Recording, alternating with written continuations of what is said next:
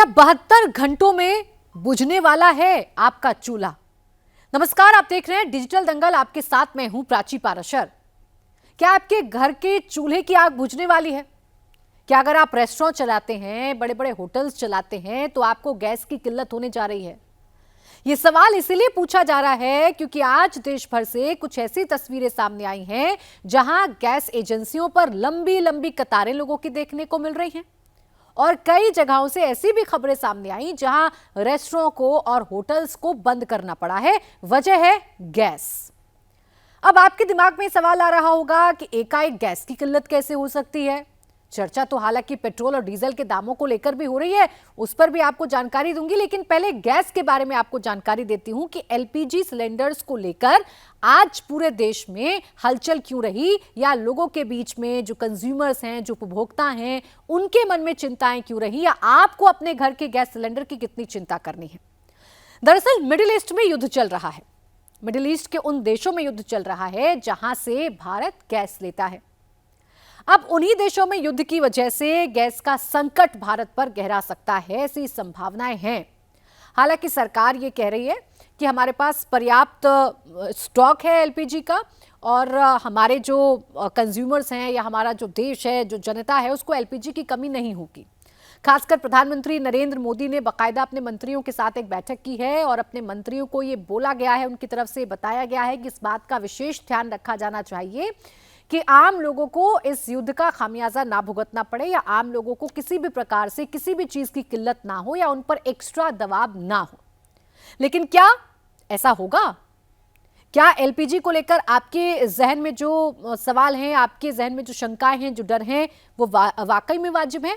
तो इसका जवाब हाँ में भी है और ना में भी है। पहले मैं आपको कुछ शहरों के नाम बता देती हूँ। मुंबई में, बेंगलुरु में, चेन्नई में, पुणे में, नागपुर में, लखनऊ में और राजस्थान में कई जगहों पर एलपीजी की किल्लत को देखते हुए या एलपीजी की सप्लाई ना होने की वजह से रेस्टोरेंट और होटल्स को आज बंद करना पड़ा। बाकायदा रेस्टोरेंट और होटल्स के जो मालिक हैं वो आज मीडिया के सामने भी आए और उन्होंने बताया कि भाई उनको पूरी सप्लाई नहीं मिल रही है, जिसकी वजह से उनको अपने होटल्स और रेस्टोरेंट को बंद करना पड़ रहा है, क्योंकि अगर एलपीजी नहीं, गैस नहीं, तो भाई वो कैसे खाने का सामान बनाएंगे। इसी वजह से आज उन्हें अपने होटल्स को या रेस्टोरेंट को बंद करना पड़ रहा है। और इस बात की चिंता भी उनके मन में है कि ऐसा तो नहीं कि आने वाले वक्त में ये हालात और भी ज्यादा विकट हो जाएंगे और भी ज्यादा मुश्किल हो जाएंगे। अब आपके आसपास की स्थिति भी आपको बता देती हूँ, यानी दिल्ली एनसीआर की स्थिति भी आपको बता देती हूँ। दिल्ली एनसीआर में भी आज कई जगहों से ऐसी तस्वीरें आई जहां गैस एजेंसियों पर लोग सिलेंडर लिए लंबी लंबी कतारों में खड़े हुए थे। लोगों को अचानक से डर सताने लगा कि ऐसा तो नहीं कि एलपीजी सिलेंडर देश में खत्म हो जाएगा, तो अपने घर में स्टॉक करना चाहते हैं, गैस सिलेंडर को रखना चाहते हैं, या यूं कहूंगी कि एक्स्ट्रा में गैस सिलेंडर रखना चाहते हैं। इसलिए गैस एजेंसियों पर आज लंबी लंबी कतारें देखने को मिली। लोगों के मन में डर था, और ये डर बिल्कुल वैसा था जैसे कोविड काल में हुआ था। आपको याद होगा, लॉकडाउन का अनाउंसमेंट जब हुआ था तो लोगों ने ग्रोसरीज की दुकान पर भीड़ इकट्ठा कर ली थी। लोगों को डर था कि ग्रोसरी की दुकान बंद हो जाएगी, उनके आम जीवन की जो चीजें, उनकी दुकानें अगर बंद हो जाएगी तो फिर क्या होगा। इसलिए बड़ी भीड़ देखने को मिली थी, स्टॉक खत्म हो गए थे। कुछ ऐसा ही आज भी देखने को मिला, और ये डर एलपीजी को लेकर था, कमर्शियल गैस को लेकर था, खासकर कमर्शियल गैस को लेकर ज्यादा था। इसलिए आज रेस्टोरेंट और होटल्स के मालिकों में हड़कंप मचा हुआ था। अभी सरकार ने क्या किया है ये मैं आपको बता देती हूँ। देखिए, मिडिल ईस्ट की वजह से किल्लत तो है, क्योंकि स्ट्रेट ऑफ हॉर्मूज को ईरान ने बंद कर रखा है। स्ट्रेट ऑफ हॉर्मूज जहां से तेल निर्यात किया जाता है, स्ट्रेट ऑफ हॉर्मूज जहां से गैस को लाया जाता है, उसे बंद कर दिया है ईरान ने। और ईरान अभी इसे खोलने के मूड में नहीं है। ईरान बिल्कुल भी इसे खोलने के मूड में नहीं है। बेशक ना जाने कितना दबाव अमेरिका बना ले, ट्रंप बार बार क्यों ना कह दे कि स्ट्रेट ऑफ हॉर्मूज को अगर बंद किया तो हमारे हमले 20 गुना बढ़ जाएंगे, ईरान को हम तबाह कर देंगे, ईरान को हम खत्म कर देंगे। लेकिन ईरान ये कह रहा है कि आप कुछ भी कर लीजिए, इस युद्ध की शुरुआत आपने की है तो इसका अंत हम करेंगे। आप कितने भी हमले हम पर कर लें, हम पीछे हटने वाले नहीं हैं। तो ये तो आप समझ लीजिए कि आने वाले कुछ दिनों तक स्ट्रेट ऑफ हॉर्मूज खुलेगा नहीं, और स्ट्रेट ऑफ हॉर्मूज अगर नहीं खुलेगा तो इसकी वजह से सिलेंडर की, गैस की, पेट्रोल डीजल की किल्लत हो सकती है। अपने देश में तो हालात बहुत अच्छे हैं, पाकिस्तान में तो बहुत बुरे हालात हैं। लोग रो रहे हैं, लोगों की आंखों में आंसू हैं, पेट्रोल पंप पर बड़ी बड़ी लाइनें हैं। वहां तो 335 के करीब जो कीमत है 1 लीटर पेट्रोल की वो पहुंच गई है। वो कंगला पाकिस्तान जिसके पास खाने को कुछ नहीं है, अब सोचिए कैसे अपनी बाइक में पेट्रोल भरवाएंगे लोग या कैसे वाहनों में भरवाएंगे। और वहां की सरकार ने, शहबाज शरीफ ने बड़ी बेशर्मी से आकर ये कह भी दिया है कि हमारे पास किल्लत हो गई है जी, और इसकी वजह से हमने तमाम सरकारी कार्यक्रमों को रद्द कर दिया है। कोई जलसा नहीं होगा, कोई इफ्तार पार्टी नहीं होगी, कोई बाहर नहीं जाएगा, और जो सरकारी कर्मचारी है उनका वेतन भी काटा जाएगा 2 दिन का हफ्ते में। तो ये सब कुछ तो पाकिस्तान में हो रहा है, लेकिन अपने भारत में ये हो रहा है कि सरकार पूरी कोशिश कर रही है कि लोगों को किल्लत का सामना ना करना पड़े। इसलिए सरकार ने एस्मा लागू कर दिया है। एस्मा का सीधा सीधा मतलब ये होता है कि एसेंशियल सर्विस से जुड़ी हुई जितनी भी सेवाएं होती हैं उसमें कोई भी कर्मचारी अब हड़ताल पर नहीं जा सकता है। और ये भी सरकार ने कह दिया है कि अब आप अगले गैस की जो बुकिंग है, अपने सिलेंडर की जो बुकिंग है, वो 25 दिन बाद ही कर सकते हैं। ऐसा नहीं है कि डर की वजह से आप अपने घरों में सिलेंडर का स्टॉक कर लें जिसकी वजह से किल्लत बढ़ जाए, क्योंकि सरकार के पास सीमित स्टॉक है।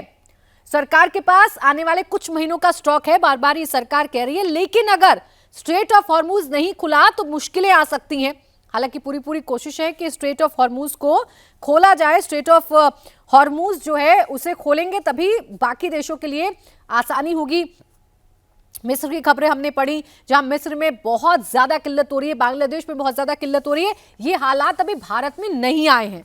हालांकि लोग डरे हुए हैं, लोग पैनिक में हैं, लोग परेशान हैं। लोग यही सवाल पूछ रहे हैं कि भाई आने वाले वक्त में हमारे घर का चूल्हा जलेगा या नहीं जलेगा। अब आपके जहन में एक और सवाल आ रहा होगा। सवाल ये आ रहा होगा कि चलिए स्टॉक में कमी नहीं है, चलिए हमारे यहाँ किल्लत नहीं आएगी, लेकिन क्या गैस सिलेंडर के दाम बढ़ जाएंगे? क्या पेट्रोल डीजल के दाम बढ़ जाएंगे? ये सवाल आपके जहन में आ रहा होगा। तो इसका जवाब ऐसे है कि सरकार ये पूरी कोशिश कर रही है कि इस युद्ध का भार आम लोगों को ना उठाना पड़े। ये भी सरकार पूरी कोशिश कर रही है कि लोगों को ज्यादा प्रेशर ना किया जाए, उनकी जेब खर्ची को ज्यादा ना बढ़ाया जाए। लेकिन ये कोशिशें कितने वक्त तक काम आएंगी देखना वाकई में दिलचस्प होगा। पूरी तरीके से ये नहीं कहा जा सकता कि कीमतों में इजाफा होगा या नहीं होगा। हाल ही में 7 मार्च 2026 को घरेलू एलपीजी सिलेंडर 60 रुपए महंगा कर दिया गया है, जिसकी वजह से आम आदमी बड़ा परेशान है। उसके पूरे घर का बजट बिगड़ चुका है, बहुत परेशान है, और यही उम्मीद लगाकर बैठा है, यही सरकार से मांग कर रहा है कि 60 रुपए तो आपने बढ़ा दिए साहब, लेकिन इससे आगे 1 रुपया मत बढ़ाइएगा। अगर आप 1 भी रुपए का इजाफा करेंगे तो बजट पूरी तरीके से हिल जाएगा और आम आदमी परेशान हो जाएगा। कमर्शियल सिलेंडर की बात करूं, जिसका इस्तेमाल अमूमन होटल्स में होता है, रेस्टोरेंट में होता है, जिसकी किल्लत की वजह से आज कई शहरों में होटल्स और रेस्टोरेंट बंद रहे, उसकी कीमत में 115 रुपए का इजाफा किया गया। तकरीबन 115 रुपए महंगे हो गए हैं ये जो सिलेंडर हैं, कमर्शियल सिलेंडर हैं, जिसकी वजह से लोगों के मन में शंकाएं पैदा हो गई हैं। मैं दिल्ली की बात करूं तो अब 14 किलो घरेलू सिलेंडर की कीमत लगभग 913 हो चुकी है।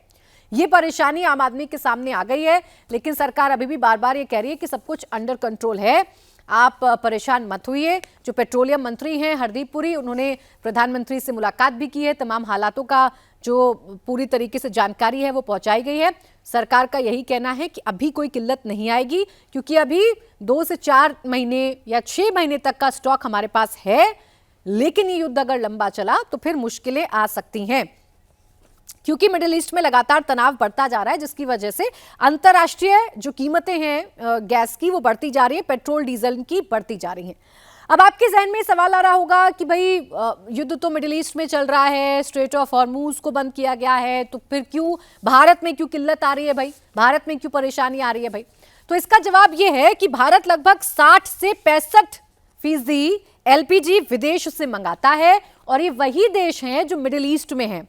Saudi Arabia, Qatar, UAE, Kuwait और यूनाइटेड स्टेट्स। तो अमेरिका को तो चलिए आप यहां से अलग कर दीजिए, लेकिन सऊदी अरेबिया, कतर और यूएई और कुवैत वो देश है जो युद्ध की आग में जल रहे हैं इस वक्त, जहां ईरान लगातार हमले किए जा रहा है। लगातार ईरान इन देशों को निशाना बना रहा है, क्योंकि यहाँ अमेरिका के एयर बेसिस हैं, मिलिट्री बेसिस हैं, नेवी बेसिस हैं। इसी वजह से एलपीजी या गैस की आपको किल्लत हो सकती है। ये मैं आपको बता देती हूं कि कैसे लाया जाता है। बड़े गैस जहाजों से इन्हें भारत के बंदरगाहों पर लाया जाता है और फिर इन्हें टर्मिनल में स्टोर किया जाता है। अब सोचिए, रास्ता ही बंद कर दिया। बड़ा जरिया क्या है? Straight of Hormuz. अगर स्ट्रेट ऑफ हॉर्मुज ईरान ने बंद कर दिया तो जो बड़े बड़े टैंकर में, जहाजों में लदकर ये गैस आती है कैसे आएगी? और जब नहीं आएगी तो परेशानी बढ़ेगी, ये आपको भी पता है। हालांकि हर सरकार के पास आगे के लिए स्टॉक होता है, ऐसी ऐसी सिचुएशन से निपटने के लिए स्टॉक होता है, लेकिन अभी ऐसा लग रहा है कि युद्ध लंबा चलेगा। अमेरिका इसे शॉर्ट टर्म युद्ध बता रहा है, लेकिन ईरान ये कह रहा है कि हम तो भाई पीछे हटने वाले हैं नहीं, शुरुआत आपने की, कदम पहले आपने बढ़ाया, अब हम तय करेंगे कि आखिरी कदम कब और कैसे होगा। हम ना सीज फायर करेंगे, ना हम बात करेंगे, ना आपकी शर्तों को मानेंगे। तो ईरान तो ये साफ कर चुका है, इसीलिए ये जो युद्ध है ये लंबा चल सकता है, ऐसे बहुत सारे एक्सपर्ट्स मानते हैं। हालांकि ट्रंप के बारे में कुछ कहा नहीं जा सकता, ट्रंप कब क्या करें कैसे करें ये भी नहीं कहा जा सकता। ईरान कम से कम अभी मानने को तैयार नहीं है।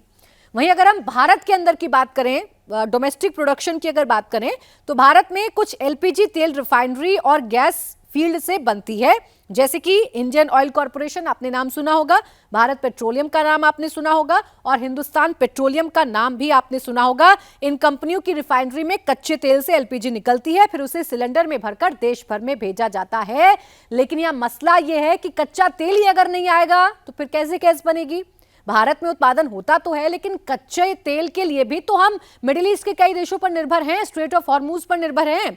तो अगर कच्चा तेल ही नहीं आएगा तो दिक्कत होगी, परेशानी होगी, इसी वजह से लोग डरे हुए हैं।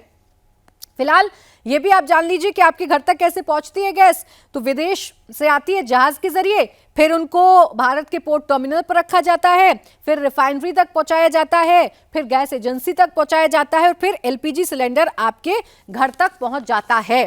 परेशानी यह है कि 60 से 65% का एक बड़ा हिस्सा है भारत बाहर से लेता है और भारत उसे अपने देश में लेकर आता है, और अगर वहां से नहीं लेकर आ पाएगा, 60 से 65% की कमी हो जाएगी, तो सोचिए क्या होगा। हालांकि मैं फिर आपसे कह रही हूं कि सरकार कह रही है घबराने की जरूरत नहीं है, परेशान होने की जरूरत नहीं है, सरकार कोई ना कोई उपाय कर लेगी, सरकार कोई ना कोई तरीका निकाल लेगी। अभी हमारे पास रिजर्व्स हैं, तो ये आपाधापी आप कतई मत करिएगा कि आप अपने घर में स्टॉक करना शुरू कर दें, क्योंकि अगर आपने स्टॉक करना शुरू कर दिया तो हो सकता है आप अपने घर का चूल्हा जला लें, लेकिन जो बाकी घर हैं उनका चूल्हा बुझ सकता है। तो ऐसा पैनिक मत होइएगा कि आप अपने घरों में गैस सिलेंडर स्टोर कर लें, जिसकी वजह से लोगों को दिक्कत हो जाए। इसीलिए सरकार ने कड़े नियम लागू किए, इसलिए सरकार ने एस्मा लागू किया है। काला बाजारी अगर की जाती है, स्टोर किया जाता है, तो फिर सरकार इस पर कड़े एक्शन भी उठा सकती है। तो हो सकता है कि अपने घर के चूल्हे जलाने के लालच में आपको लेने के देने पड़ जाए, आपको मुसीबत हो जाए, आपको जेल के सलाखों के पीछे जाना पड़े, आपकी मुश्किलें और बढ़ जाए। तो पैनिक नहीं होइएगा, लेकिन सावधान रहिए, इन खबरों पर नजर बनाकर रखिए, सरकार पर भरोसा रखिए। देश में हालात अभी सामान्य हैं, लेकिन कितने दिन तक सामान्य रहेंगे ये ना आप जानते हैं, ना मैं जानती हूं और ना ही शायद सरकार भी जानती है। इसी के साथ डिजिटल दंगल में आज के लिए बस इतना ही। आप देखते रहिए इंडिया टीवी।